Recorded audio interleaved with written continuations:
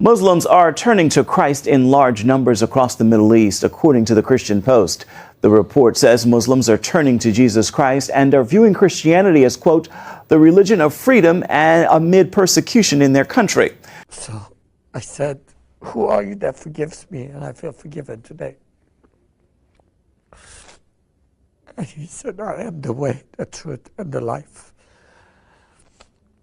I did not understand what that means because I had never heard those words. So I said, what is your name? And he said, Jesus Christ, the living God. Imagine living in a land where faith feels forbidden, where tradition builds walls higher than mountains, and where silence is enforced by fear itself. For generations, people believed that Jesus Christ could never break through the heart of the Middle East. But something is happening, something no war, no border, no government can contain. In the shadows of conflict, a whisper is rising, a whisper of light, a whisper of hope. And it's spreading faster than anyone could have imagined. Something extraordinary is stirring, a movement that cannot be contained by borders, politics, or even the weight of war. In the shadows of conflict, whispers have begun to rise, testimonies of men and women who claim they've seen the impossible. They speak of visions, of radiant light, of a voice that calls them by name. This isn't about rumor, it isn't legend, it is something far deeper. Families, whole communities, being transformed overnight. But what happens when the man in white steps into the dreams of those who never thought they would believe? Stay with me because what you're about to hear may change the way you see the world forever. Before we continue, make sure to subscribe. Your support helps us share more stories of faith, hope, and discovery with the world. Now, let's journey into Gaza, into Iran, and into the lives of those who encountered something they could not deny. In Gaza, scarred by war and hardship, a story broke that no one could ignore. Roughly 200 people from different walks of life all came forward with the same testimony. They claimed Jesus Christ appeared to them in dreams and visions. Taser Sada, once an aide to Yasser Arafat and now a devoted follower of Christ, shared this account with CBN News. About 200 Gazans gave their heart to Jesus in one lump sum because the Lord appeared to them in visions and dreams, and they were hugging each other and rejoicing, and realized that all of them had the same vision that each one of them had. According to him, these Gazans had never been taught the gospel. They had no Christian books, no church access, yet every single one described the same encounter. They gathered together, embraced one another, and wept with joy. They spoke the same name, Jesus Christ, Isa al-Masih, not as a prophet among many, but as the risen Messiah. Sada believes this is the beginning of revival in Gaza. The descriptions echo the glory revealed in Scripture. Revelation 1:14 says, his head and his hair were white like wool, as white as snow, and his eyes like a flame of fire. And today, Gazans clothed in sorrow are describing that same vision nearly 2,000 years later. Yet Gaza is not alone.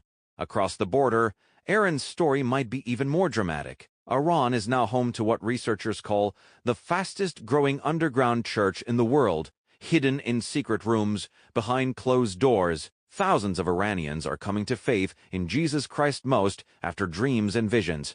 This is no isolated case. From Tehran to desert villages, the same stories echo a radiant man, clothed in white. A presence they cannot deny. One story stands out. A man who once led a violent movement, his life dedicated to hatred, encountered the man in white in a dream. Jesus appeared to him, saying, I am Jesus of Nazareth. I am the only way to God.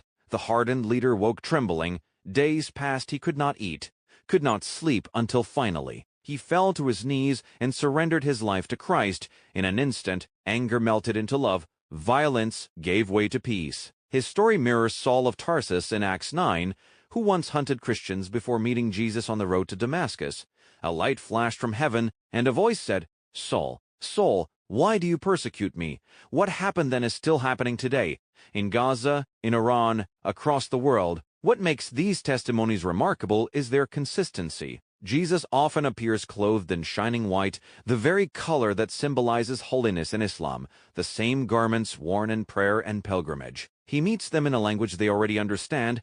Witnesses describe not only his appearance, but his overwhelming presence. His voice filled with both authority and love, his eyes burning with fire, yet radiating peace. Many testify that he calls them by name, showing that he knows them personally. And when you've been seen that deeply, that intimately, you cannot stay the same. But faith here is not without cost.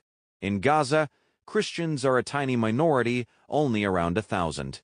Among over 2 million, many live under constant pressure. In Iran, believers risk losing families, jobs, even their freedom. And yet the movement doesn't die. It multiplies. Secret gatherings continue in whispers, in tears, in songs only heaven hears. A conservative estimate suggests that across Gaza and Iran, over 1 million Christians now live underground, not because they lost faith, but because they found it. The Apostle Peter wrote, "Do not be surprised at the fiery ordeal among you, but rejoice, for you participate in the sufferings of Christ, so that you may be overjoyed when his glory is revealed."